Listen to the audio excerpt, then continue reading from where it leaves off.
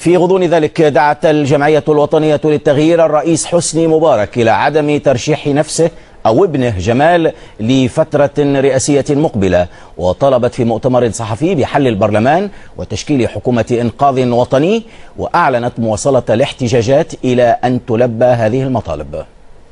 هذا الشعب المصري يعلن اليوم بأعلى صوت وبلا تردد ولا وجل ما يلي: أولا، أن يعلن الرئيس مبارك عدم ترشحه لفترة أخرى وامتناع ابنه عن الترشح أيضا. ثانيا، حل البرلمان بمجلسي الشعب والشورى وكذلك المجالس المحلية المزورة. ثالثا، إلغاء حالة الطوارئ.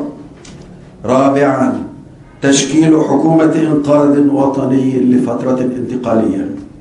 خامسا، الإفراج الفوري عن المعتقلين السياسيين وفي مقدمتهم الذين اعتقلوا في الانتفاضة الراهنة المنتصرة بإذن الله.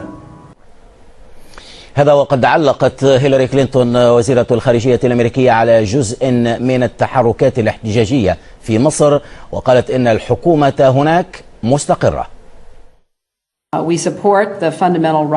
نؤيد الحق في التعبير والتجمع لكل الناس، ونحث كافة الأطراف على ضبط النفس والامتناع عن العنف، لكن تقديرنا للموقف يقول إن الحكومة المصرية مستقرة، وهي تنظر في أساليب للاستجابة للحاجات الأساسية ولمصالح الشعب المصري.